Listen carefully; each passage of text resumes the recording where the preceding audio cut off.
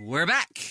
As you know, this is The Measure of an Episode. Our continuing mission is to explore what makes a Star Trek episode a proper Star Trek episode, and not just quality or crappy TV. And the way we do that is we have three criteria. The first criteria being some sort of expression of science fiction in the plot. The second criteria being some sort of expression of morality within the plot. Yes, and we're 3 episodes in. Well, kind of 4, as you will find out in just a moment. And we still have yet to determine what that third criteria is. They probably never will. If you want to write in, please write in and tell us what you think it should be, but we don't know. So just, let us know. Until a better one comes along, we'll keep using something. We're always on the lookout for the bigger, better criteria. The BBC, that's right. Wait, isn't... Oh, that's 2 things. One of them is grossly inappropriate. Anyway, so... I know, British television. Have you watched it? It's so dry. No one ever laughs. Like, it's terrible. Seriously. It's like it's just people talking in a room for 45 minutes, not doing anything. Who would write an episode like that? Completely unrelated. We watched Favor the Bold, which was episode 5 of season 6 of DS9.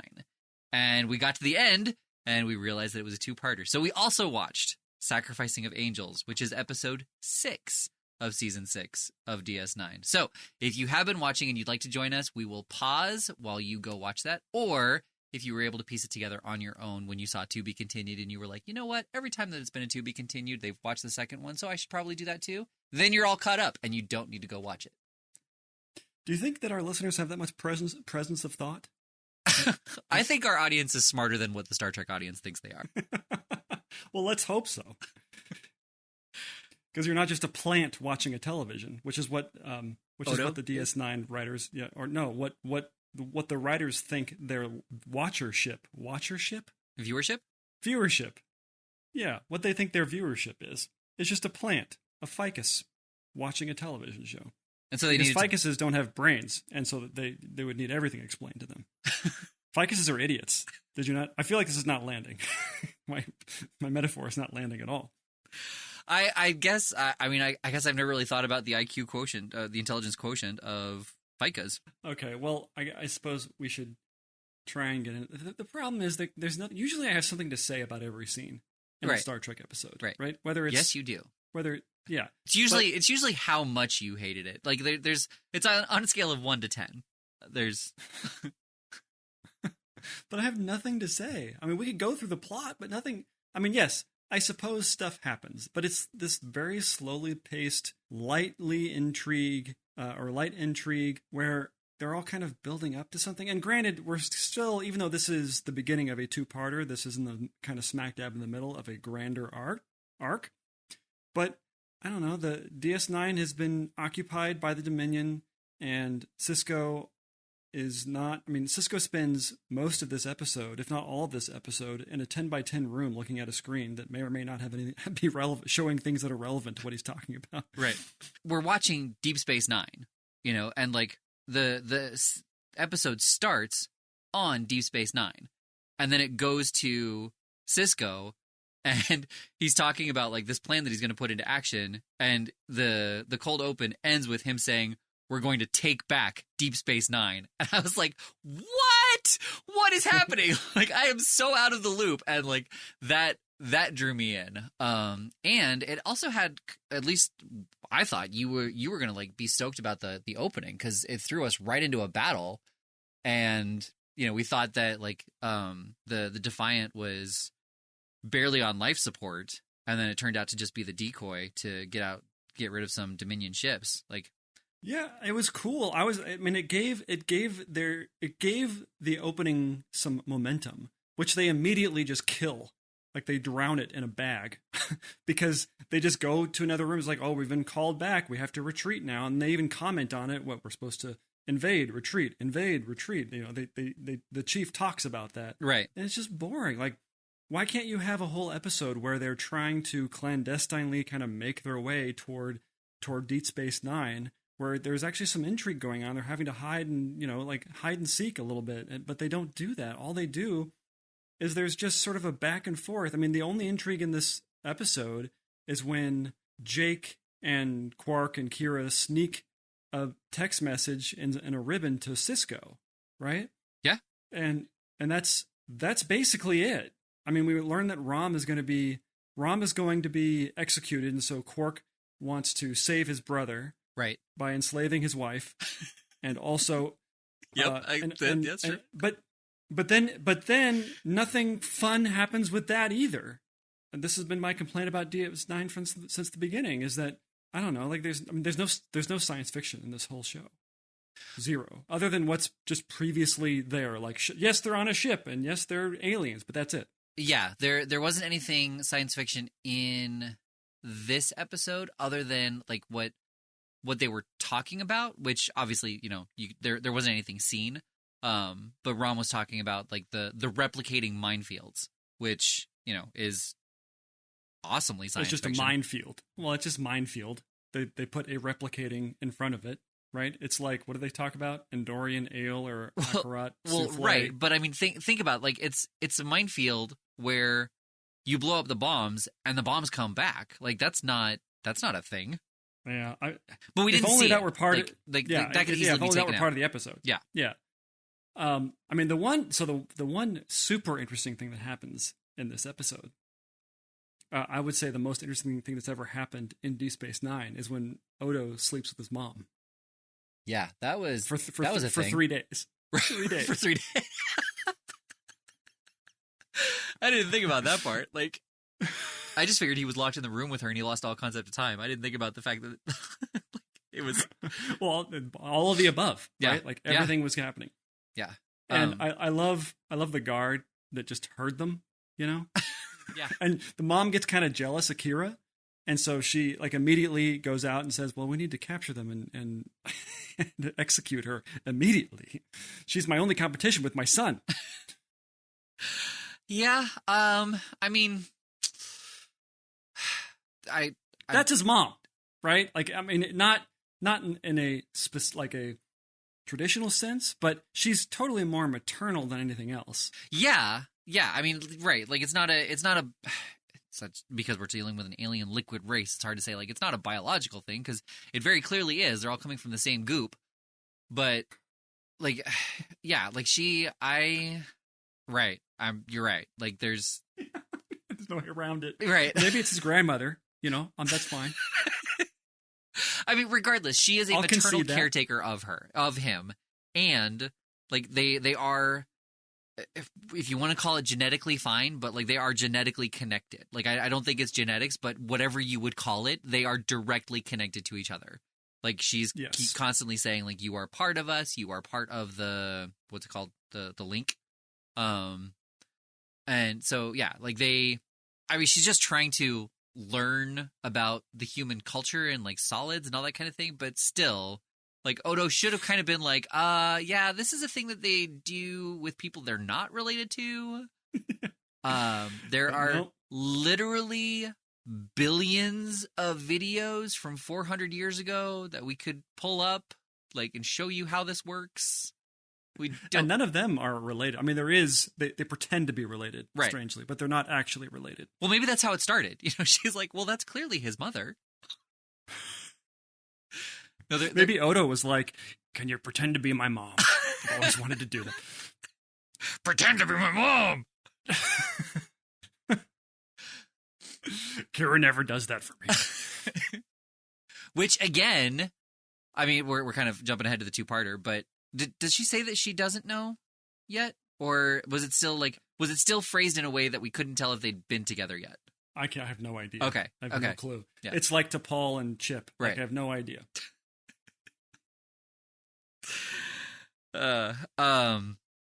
So you're right. I mean, this first part was basically all set up. Like you talking about the battle. Like, yes, that does happen in a later episode. Literally the next one. But in this episode, kind of, I mean, as we go on in this podcast, I was thinking about it when I discovered this. Like, we are going to run into more and more like crazy coincidences about like the fact that something is referenced to a previous episode. But the fact that we have, I think this is our 5th DS9 episode, maybe our 4th.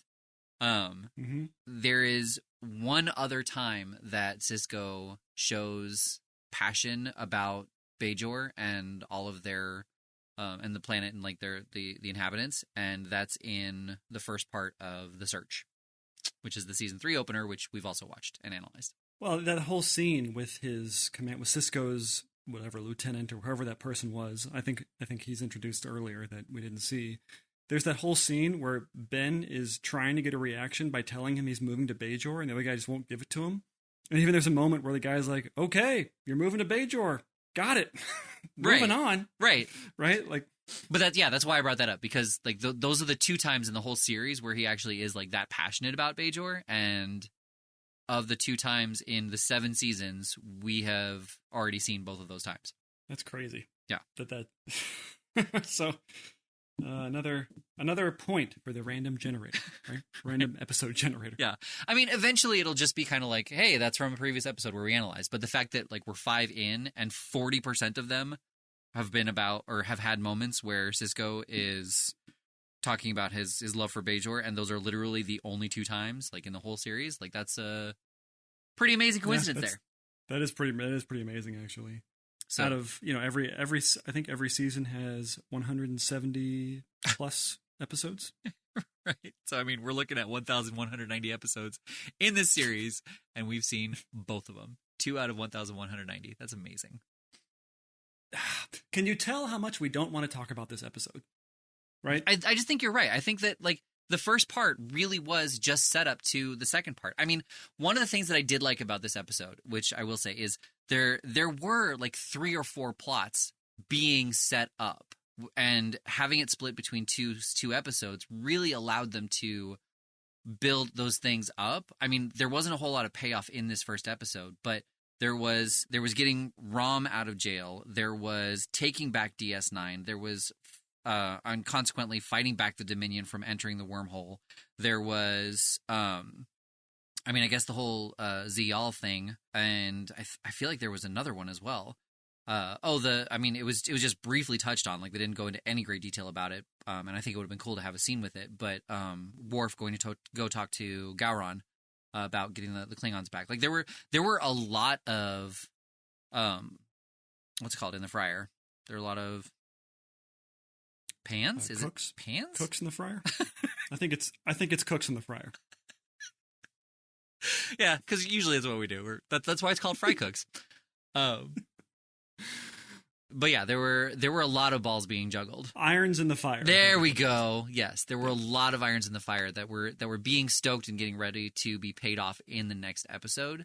But ultimately, other than like you could have jumped in on the part 2 and watched the previously on, and you wouldn't have needed to watch this episode. There wasn't anything, and you still would have been bored. I mean, the thing is, it wasn't a tightly woven intrigue. It was just, we're going to give you this information, and then you're going to go and do it, and then you're going to show up when the script needs you to. Right? Nothing was dependent upon anything else, really. It was just a lot of Quark has to now go figure out a way to rescue his brother, and then that kind of pays off, and then Worf has to go. I mean, this was, there were 2 Deus Ex Machina type of moments in these 2 episodes, right? Where the first one being when the Klingon, no, 3 rather. Well, I don't know, 2.5. Odo rescues Kira. The Klingons rescue the fleet, and the Prophets rescue the Alpha Quadrant. I guess you could argue. So Odo rescuing Kira. I mean, he. They set that up. That's okay. Well, I will allow that. And the Klingons as well. Like, Cisco said earlier, like the Klingons won't be here in time, and and then and they weren't, but they showed up later to help. So like that was set up earlier on.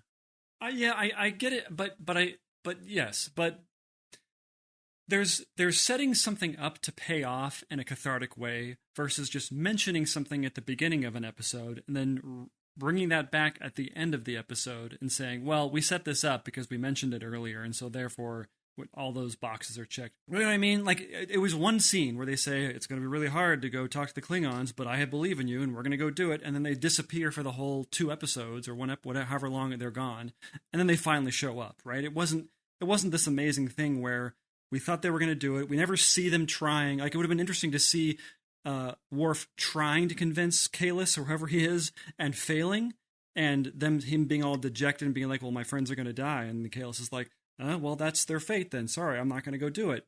And then he shows up with them, right? Like, that would have been at least something, but we don't see any of it. They just talk about it in one scene, and then they pay it off in the next scene. It's just not, I don't know. I didn't care. So when they showed up, I didn't feel like it was a Deus Ex Machina. I was like, oh, cool. Like, I didn't think that they were going to make it, and here they are. Because they did mention them several times, but you're right. Like, that scene definitely would have cemented it even more, but I feel like DS9 is your Voyager. Like, DS9 is to you what Voyager is to me, and so you have a harder time. You don't give it as much leniency as you do Voyager, for sure. Yeah, I'm pretty hard on it. Yeah, and for whatever reason, like, I feel like, each episode has to be amazing for you to be like, yeah, it was all right. Well, I have very high standards, okay? On DS9, like, Voyager, you're like, did you see that Captain Proton episode? Oh, classic, instantly. We don't talk about the Captain Proton episodes, okay? We like to think they happened on DS9. Clearly, they were ordered to do that by Cisco. And to speak to your third Deus Ex Machina about, like, the prophets just showing up. So apparently that was a huge criticism on the episode at the time. And the writer of it, who did a lot of DS9, Iris Even Bear, he said, I felt it was the perfect next step in the evolution of the relationship between Cisco and the prophets that began in the pilot. Hearing people refer to it as some dopey Deus Ex Machina is really annoying because I would think they'd give us more credit for being on the ball. We didn't have to end it like that. We chose to end it like that because we wanted to say that there was something going on here. And ultimately that would lead to our finding out that Cisco is part prophet.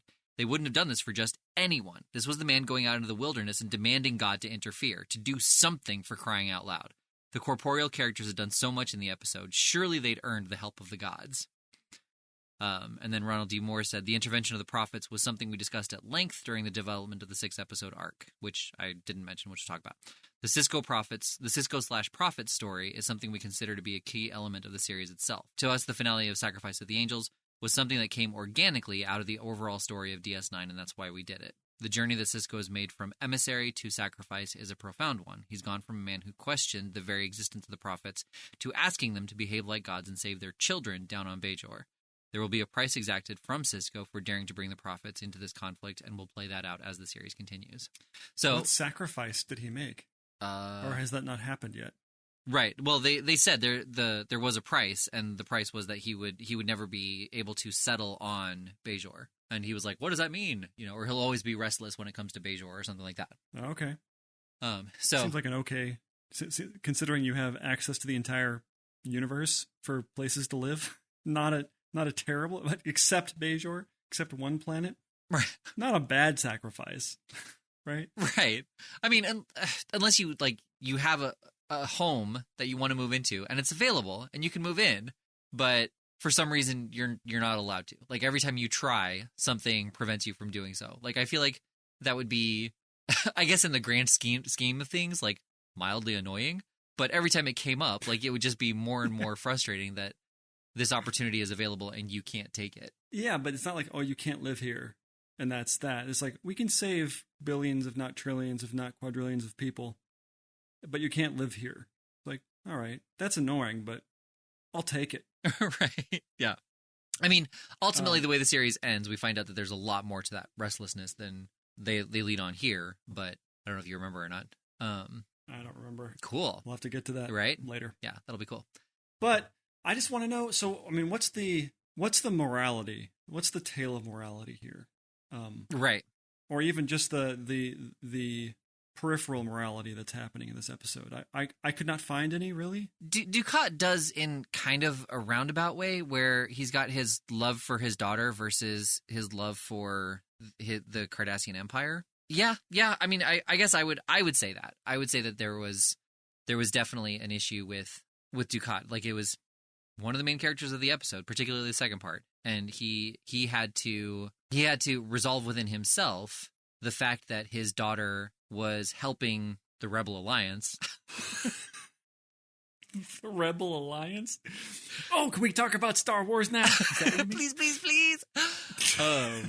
Kira and Odo and Quark and Rom and all of them, like they were the terrorists. They were called terrorists. There we go. Yeah, she was helping the terrorists. And he had to reconcile it within himself that his daughter, who he believed had Cardassian in her, and he wanted her to be Cardassian, but she was helping the terrorists. And, and like at the end, he finally found her and he let her go. And she was like, thank you, I love you. And he finally like got that appreciation from her that he was so desperately craving, only to have her die. So like I would say that the moral dilemma in this was, how do you reconcile it within yourself that this person you love is fighting for the people you hate? I felt that would have been more poignant had Dukat killed her himself.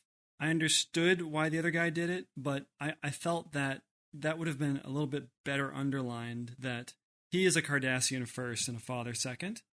I mean, he was basically trying to turn his daughter into something that she wasn't by making her a Cardassian, and he fails.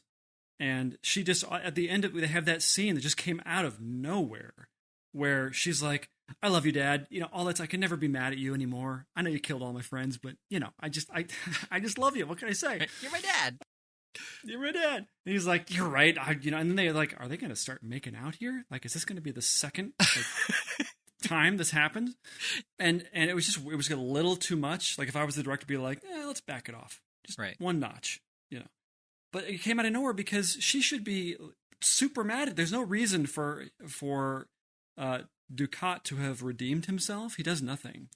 He loses. He just flat out, he sacrifices nothing. Right. And she's going to leave him. She's like, I'm one of these people. And he's kind of okay with it. I actually thought that's what was going to happen. I knew she was going to die. I remembered her dying for some reason from having seen it in high school. I was like, oh, he's going to kill her. At least that makes sense. But he does not kill her. Yeah, I thought he was going to too, but I definitely was okay with the way it went, because instead of him being Cardassian first and a father second, like he didn't raise her and he didn't really know about her until later on, and now he's trying to be a good father, and he realized that being a father, at least for him, almost was more important than being a Cardassian, and it was more important that he keep that relationship alive with her than to have her face the consequences for her actions, for being a terrorist, which, put that way seems a little less understanding. I felt like it was a really great turning moment for Dukat, and then it was intentionally taken away from him for him to go even deeper and darker. Like that was his one saving grace. And the point of potential redemption, and it was ripped away from him. Yeah, I just didn't. He had no sacrifice. He didn't earn. There was nothing earned or lost for him. I mean, he lost the war or whatever, the battle. He lost Deep Space Nine. That wasn't even because of his own hubris. He was going to win had it not been for the prophets intervening. There was nothing. He just lost kind of unfairly. Right? And so he, I don't know. I felt like it wasn't cathartic. I didn't believe it. And I thought that he was going to turn around and kill his lieutenant guy too. Absolutely. Yeah. The guy ran away. I think that he would have. I was expecting it, but then when he ran away, I was like, all right, well, I tried to find it, and I don't know if he comes back. Like if there's any punishment to him for that action. Yeah. He needed comeuppance. And the only comeuppance that Dukat gets is, I guess, he goes mad. Right. And that's the end of that. I don't know. It did not resonate with me. I wanted them to take a step further in their darkness, right? In the dark plot a little bit. And I suppose maybe I'm expecting too much from a 1990s show.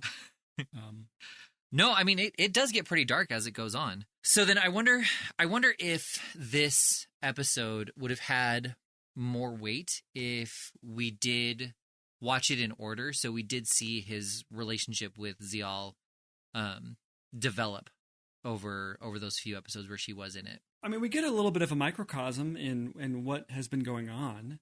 Right. She has friends who are not Cardassian. She is separating herself from the Cardassian way. He really wants her to be that. In fact, I was getting the impression he doesn't really love her. He just can't deal with the fact that someone who is related to him isn't like him and doesn't have the same values as him. And that's his problem. That's where I thought it was going, right? Right. Yes, he has allegiance to her because she's related to him, but really it's an allegiance to his own ego because no daughter of mine would ever step outside the Cardassian culture. Right. Right. And that's not what happens. Like it didn't make sense to me. That all of a sudden she professes her love for her dad when she's been mad at him the whole time. It didn't hit me. Right. So, I mean, for me, I know somebody who there was a time we were talking, and she was so mad at her mom for something that her mom did, and her mom did some things that like weren't the best, but like through she was like, but she's my mom, and like no matter what, I'm still gonna love her. And so I like having had that like conversation and that like interesting reaction from someone, I absolutely could see like the fact that all the Cardassians had to like when she realized that the Cardassians were leaving and she was not going to see her dad again, she was kind of like, I have to find him. I have to tell him. Like now knowing that like the war is continuing and she may not see him again, like I've got to tell him that yes, I'm mad, but I still love him. I understand, but it wasn't like it was a bittersweet parting, right? It felt like she was going to go with him. That's what it felt like, the way that she was acting. They were like embracing, right, to an inappropriate degree, and it just didn't feel like I still love you, Dad, but you're a bad person, right? Mm-hmm. Like you don't embrace somebody that you feel that way about, right? You can still love somebody, but just not like them very much, right? And that's how I felt she was with her dad. And that wasn't the display that we got. I thought it was a very poignant scene, and you thought it was eye-rolling, so... Not eye-rolling, just out of nowhere. But that's pretty much the end of the episode, and I had no idea that Garrick? Yeah. Garrick, yeah. That was his girlfriend. Right? Yeah, not brought up at all in these two episodes. It was like, oh, okay, that's a thing that's happening. I mean, that's not our fault or their fault, I think. Right, no. Yeah, it was just... Yeah. Right. All right, so, I mean, we're kind of stretching it to say that this was an episode. This was a proper Star Trek episode. There was the moral quandary of Dukat, and there was the science fiction with like the wormhole and shutting that down and the replicating minefields.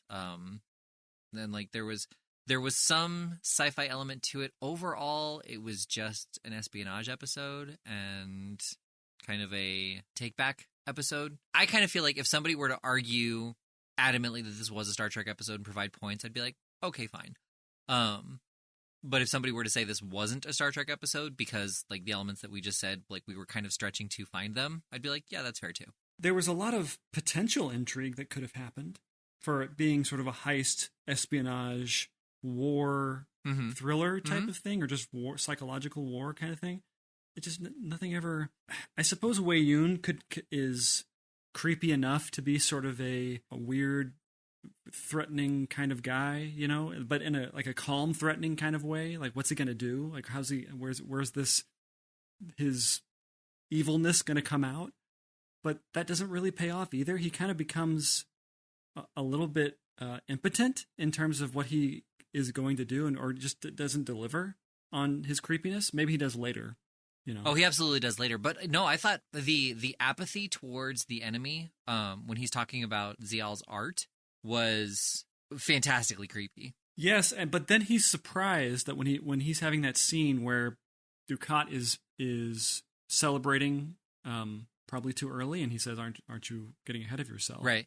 And Dukat kind of goes on this whole rant about how you don't defeat them just because they were your enemy. You defeat them to show them that you have power over them, and for their respect.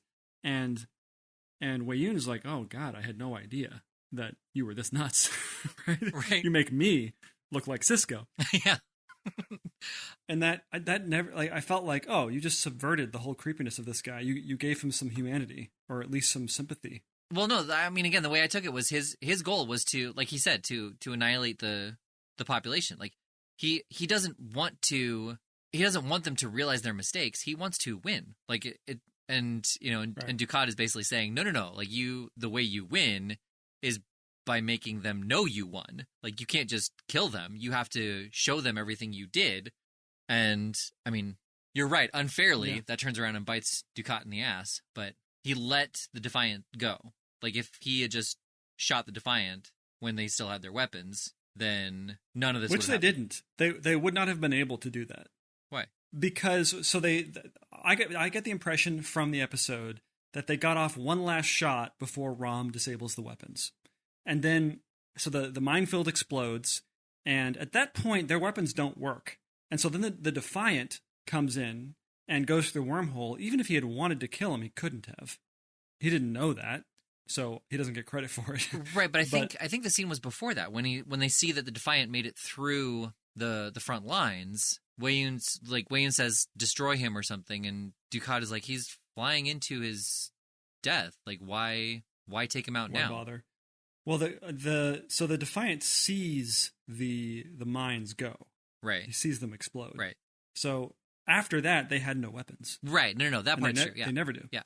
But yeah, I mean, I would say, yeah, I'm kind of neutral on this episode. It's not that I want to abstain. I feel like there is a weak argument to make it a Star Trek episode, and there is an argument to make it not one.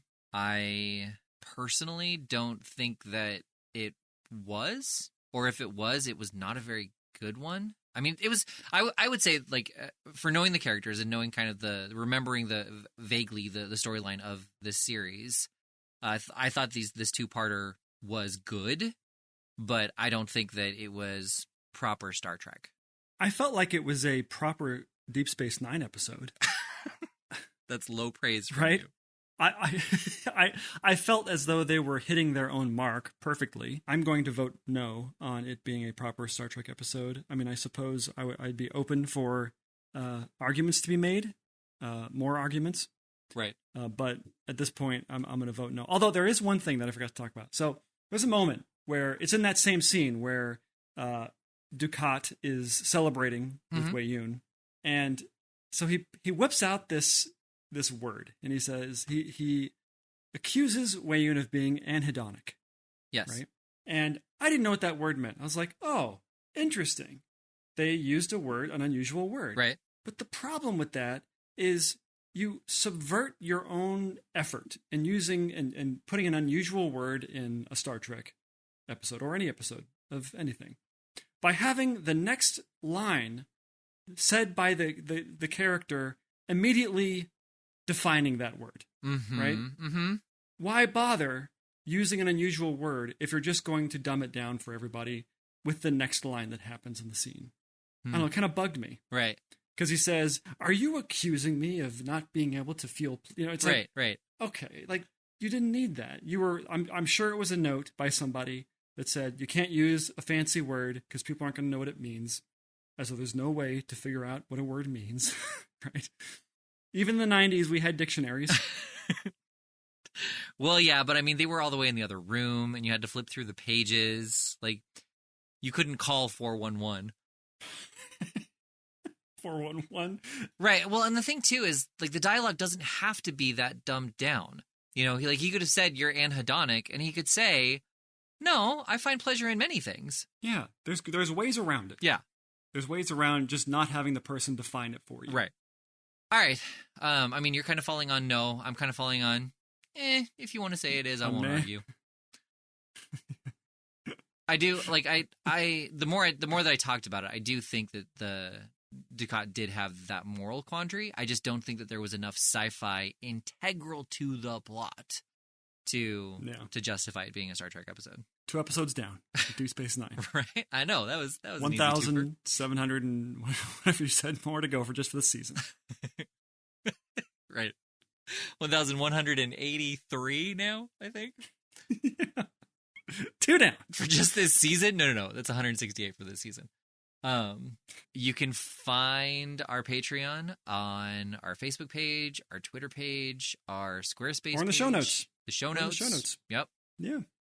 It's all available in the comments below. Speaking of comments, there aren't any yet. So if you would like to leave a review, please do so. If you have any thoughts that you would like to say about our episodes, you think they're great, you think they're terrible, you want to hear different episodes, you have questions about things we said, you have comments, go ahead and leave them. It really, really helps out our podcast. So this time, we don't actually have to find out what we're watching next because a patron member actually did request an episode. And interesting. He was so nice. He did not pick one about Captain Proton or the original series Spock's Brain or anything like that. He picked... I hope it's Voyager. Next Generation, the two-parter, Chain of Command. Oh, interesting. Do you know which one that is? I love this episode. I know. Which I'm thinking is not a Star Trek episode. I mean, I don't know. I don't remember what happens other than the obvious torture. Right. That happens in this Learning how to count. Right. Yeah, exactly. I don't know. We'll find out. Right. We're going to find out. Yeah. Okay, let's go watch it. All right.